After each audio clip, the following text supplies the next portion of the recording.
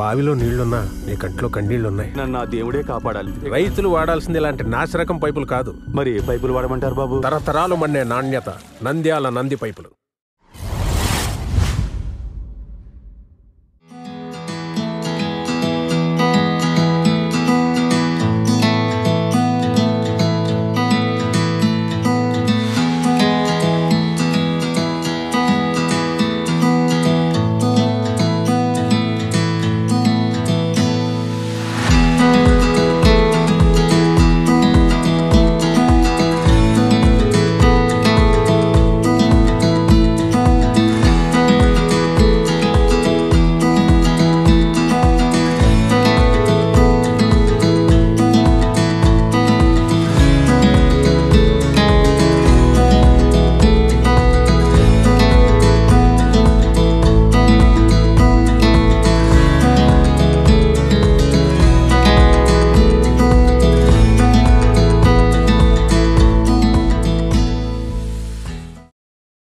ఈరోజు టూరిజం అభివృద్ధి కోసం అవసరమైనటువంటి రివ్యూ చేసుకోవాలనేటువంటి ఆలోచనతో ఇక్కడ ఈ పర్యటన పెట్టుకున్నాం.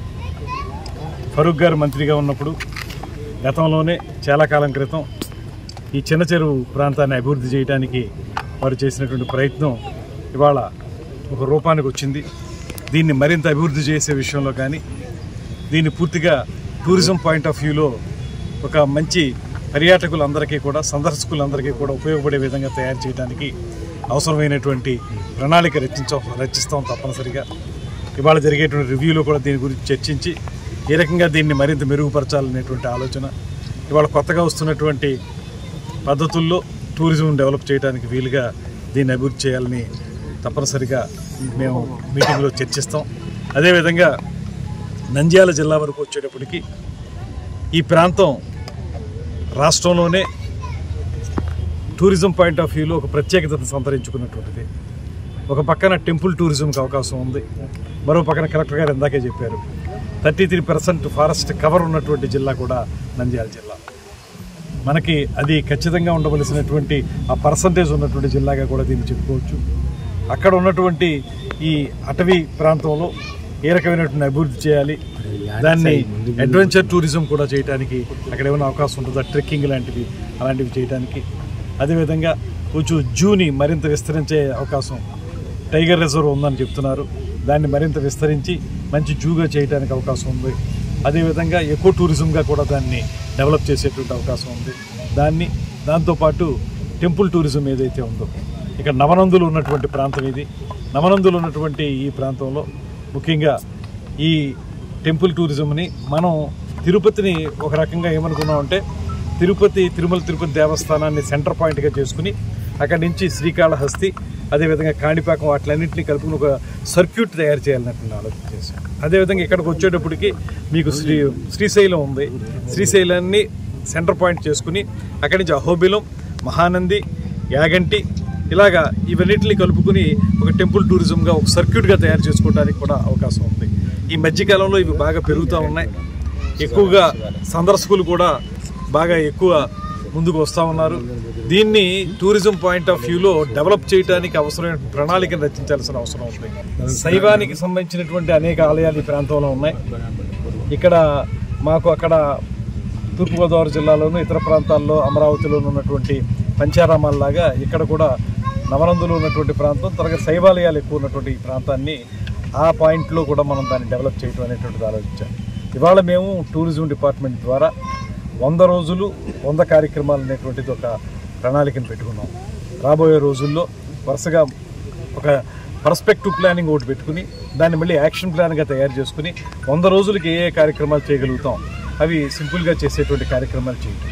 అయితే ఇన్ని ఆలోచనలు ఉన్నప్పటికీ కూడా నిధుల కొరత అనేటువంటిది మనకు పూర్తిగా ఉంది. ఇందాక మంత్రివర్యులు ఫరూక్ గారు చెప్పారు స్పష్టంగా, మనకి కేటాయించిన నిధులను కూడా డైవర్ట్ చేసినటువంటి పరిస్థితి.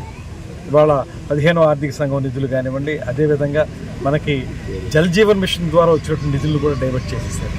ఇవాళ ఏ పథకానికి ఉద్దేశించిన నిధులు కూడా వారి దగ్గర లేవు. అందువల్ల ఇవాళ ప్రభుత్వంలో మేము బాగా ఆలోచిస్తున్నది ఒకటి O&M అంటే ఆపరేట్ అండ్ మెయింటెనెన్స్. దానికి ఇప్పుడే ఎగ్జిస్టింగ్గా ఉన్నటువంటి ఏమన్నా టూరిస్ట్ పాయింట్లు ఉంటే దాన్ని ఆ మూడ్లో ఇస్తాం.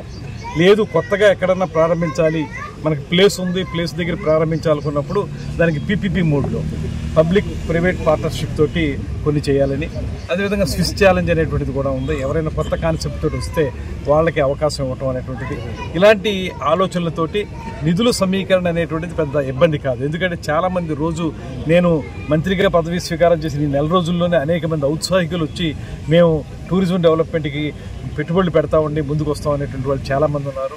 చాలా ఉత్సాహం చూపిస్తున్నారు.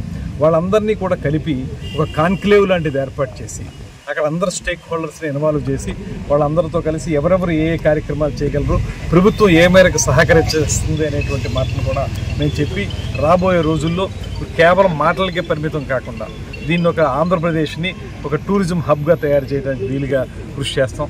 అదేవిధంగా ఇవాళ ముఖ్యమంత్రి గారికి చాలా విజన్ ఉంది టూరిజం విషయంలో. ఆయన ముఖ్యమంత్రిగా ఉన్నప్పుడు అనేక టూరిజం పాయింట్స్ని డెవలప్ చేశారు. అదేవిధంగా ఉప ముఖ్యమంత్రి మన పవన్ కళ్యాణ్ గారు కూడా, ఆయనకి ఎన్విరాన్మెంటు ఫారెస్ట్ కూడా ఆయన చేతిలో ఉంది కాబట్టి ఎండోమెంట్స్, అదేవిధంగా ఫారెస్ట్, అదేవిధంగా మన టూరిజం ఈ మూడు కలిస్తే కొంచెం మంచి ఇంటిగ్రేటెడ్ ప్లాన్ని తయారు చేయగలుగుతాం. ఆ రకమైన చేయడానికి కూడా ప్రయత్నం చేస్తూ ఉన్నాం. రాబోయే రోజుల్లో ఫరూక్ గారి కోరిక మేరకు ఈ చిన్న చెరువుని అభివృద్ధి చేసే విషయం కానీ, నంద్యాల జిల్లాని టూరిస్ట్ హబ్గా తయారు చేసే విషయంలో కూడా సరైనటువంటి ప్రణాళిక రచించి దాన్ని ఏ విధంగా ముందుకు తీసుకెళ్లాలనేది మేము తప్పనిసరిగా తీసుకెళ్తాం అనేటువంటి మాటని ఈ సందర్భంగా తెలియజేస్తూ మంత్రి గారికి అదే మనం విన్నపం చేసి మీకు మళ్ళీ అవకాశం వచ్చినప్పుడు ఫండ్స్ వచ్చినప్పుడు భారతీయ పార్కులు ఎట్లా డెవలప్ చేద్దాం. ముందు పోతే చెరువు కూర్చాలా, ఇక్కడ పోతే రోడ్డు, హైవే రోడ్డు మహానది పోవాలా. సమస్య ఉంది, కొంచెం ఆలోచించుకొని దీన్ని ఎట్లా వర్క్ చేద్దామనేది తమ సలహాలు ఇస్తే టెక్నికల్ వాళ్ళు వచ్చి చేస్తే బాగుంటుంది చెప్పి కొత్త